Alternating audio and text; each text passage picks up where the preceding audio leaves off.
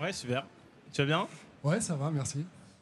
Écoute, donc tu es le fondateur d'un réseau social qui s'appelle Atypico. Est-ce que tu peux nous dire en quelques mots qu'est-ce que c'est? Alors Atypico, c'est un réseau social et un site de rencontre pour les personnes atypiques en tout genre. Donc ça va être les personnes hypersensibles, au potentiel, mais aussi neuroatypiques au sens plus large du terme. Je pourrais détailler un peu après si vous voulez. Non, mais avec plaisir. Le terme neuroatypique n'est pas forcément très clair pour Ouais. tout le monde. Peut-être que pour toi-même, il ne l'était pas avant que tu sois diagnostiqué neuroatypique. Ouais. Donc, c'est quoi être neuroatypique? En fait, neuroatypique, c'est avoir un fonctionnement cognitif hors de la norme. Donc ça touche toutes les personnes qui peuvent être autistes, TDAH, 10. On parle aussi de plus en plus, on met les hauts potentiels dans cette catégorie. Et plein d'autres encore, on parle aussi de troubles souvent, donc plusieurs troubles différents qui se rajoutent petit à petit dans cette catégorie, au fur et à mesure. Et donc, du coup, tu crées Atypico. Comment ça fonctionne concrètement Atypico aujourd'hui? Alors en fait, Atypico, c'est un réseau social et un site de rencontre. L'idée, c'est de permettre à des personnes atypiques qui se sentent en décalage avec les autres, de trouver des personnes qui partagent leur fonctionnement. Parce que souvent, ce sont des personnes en fait, qui vont pas forcément trouver des personnes qui comprennent et qui partagent leur fonctionnement. Donc mon idée, c'était un peu de créer un réseau social. Moi, quand j'ai eu l'idée, en fait, c'était en 2019. Et à l'époque, je sortais d'une rupture amoureuse. Je suis allé voir un psychologue et il a émis l'hypothèse que je pouvais être au potentiel. Pour moi, ça a été vraiment quelque chose de totalement inédit. Je ne pensais pas du tout que ça pourrait être mon cas. Et à ce moment-là, je me suis dit, j'ai eu envie de rencontrer d'autres personnes qui partageaient ce fonctionnement. Et finalement, il n'y avait pas vraiment de solution qui existait. Donc je me suis dit, comme c'était mon métier en fait de créer des plateformes, je me suis dit, je vais le faire, quoi. Je sentais qu'il y avait quelque chose à faire à ce niveau-là. Il y avait des choses qui existaient, mais c'était pas assez inclusif. Ça me parlait pas vraiment. Moi, je me suis dit, tiens, je vais créer un réseau social vraiment pour toutes les personnes atypiques. Et finalement, voilà, ça s'est fait d'une manière très instinctive. Je me suis lancé un week-end dans la création de ce projet. Et j'ai fait une première version très vite, comme c'était mon métier. Et en une semaine, j'avais déjà fait un premier MVP. Et du coup, MVP, ça veut dire quoi pour c'est ceux un qui connaissent minimum pas? viable product. En gros, j'ai fait un WordPress parce que je faisais ça. Donc aujourd'hui, je pense que voilà, on peut très facilement créer un site avec WordPress. Donc c'est ce que j'ai fait.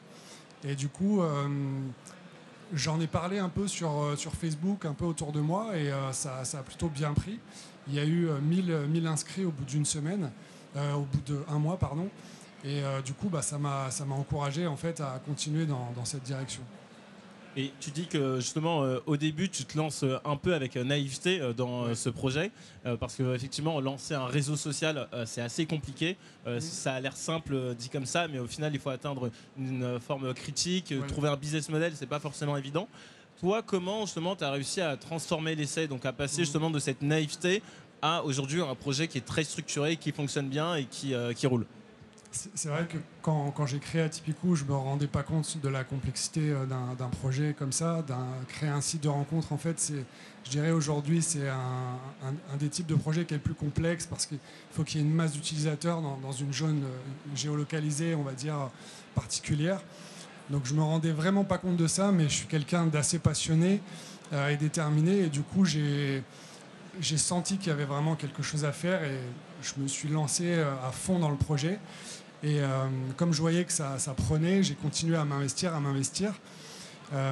Après, voilà, disons que j'ai commencé à me rendre compte que je manquais de moyens parce que j'avais investi toutes mes économies dans le projet. J'avais une activité à côté. J'ai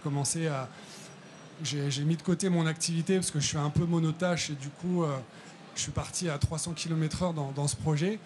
Jusqu'au moment où voilà, je me suis rendu compte qu'il fallait un peu d'argent parce qu'au début, le projet était gratuit. Donc du coup, à partir de ce moment-là, j'ai une personne de mon entourage qui m'a parlé d'un incubateur à Limoges qui s'appelle Lavrul et qui m'a permis j'ai eu l'opportunité de rentrer dans cet incubateur juste avant le premier confinement. Donc ça a été une chance pour moi parce que ça nous a permis de développer en fait une nouvelle version du projet avec un stagiaire. Et du coup, on a eu 1 an pour développer une V2 du projet qu'on comptait monétiser. Et du coup, on a fini par sortir la version. Ça a été assez compliqué parce que moi, j'ai fait un burn-out entre-temps. Et du coup, quand on a sorti la V2, ça a été un fiasco en fait parce qu'il y avait plein de bugs, c'était la cata. Et finalement, on a quand même réussi. On a les membres qui étaient présents. Ils ont compris qu'il y avait un enjeu financier. Ils ont joué le jeu. Ils ont souscrit un abonnement. Et on a commencé à gagner de l'argent petit à petit et à monétiser le projet. Ça n'a pas été facile parce qu'on a dû faire quand même de la pédagogie pour expliquer la nécessité d'avoir une plateforme qui était payante parce que du coup, nous, on n'avait pas de publicité, tout ça. Donc l'idée, c'était vraiment d'avoir une plateforme éthique. Et du coup, on a continué comme ça à proposer, à améliorer la plateforme. Et aujourd'hui, on a on a eu plus de 50 000 membres inscrits depuis 2019. Et on est trois personnes à bosser à plein temps sur le projet. Et il y a eu des milliers de rencontres amicales, amoureuses, et même des bébés qu'on a rencontrés. Bon, ils nous ont pas vraiment encore, on n'a pas communiqué avec eux, mais en tout cas, voilà, il y a des bébés atypicaux. Et c'est vrai que ça. Vous appelez des atypicaux? Ouais, okay. Des bébés atypicaux. On dit les parents, ce qu'ils disent. Ouais. Enfin. Et du coup, c'est vrai que c'est très touchant de se dire qu'on a participé un peu au bonheur de milliers de personnes, quoi. Donc ça, c'est une fierté, quoi. Carrément, c'est incroyable. Ouais. Et aujourd'hui, donc c'est la Journée mondiale de la santé mentale. Ouais. C'est quoi, vous, vos enjeux dans ce contexte-là? Alors, comme je disais, moi, c'est un sujet qui me touche personnellement parce que j'ai fait un burn-out quand j'ai créé Atypico. Et c'est un sujet aussi qui touche beaucoup de personnes neuroatypiques. Il y a beaucoup de problèmes d'anxiété, de dépression aussi qui est liée à l'isolement social. Donc nous, c'est vrai qu'on a cette mission de permettre à ces personnes de trouver un refuge. Et aussi ce qu'on a créé dernièrement, ce qui est important pour nous, c'est aussi d'aider ces personnes neuroatypiques qui s'ignorent à savoir qu'elles sont neuroatypiques. Donc pour ça, on a créé plusieurs tests, dont un qu'on vient de lancer récemment, qui est un test pour savoir vraiment si on est neuroatypique. Donc ça va tester plusieurs neuroatypicités.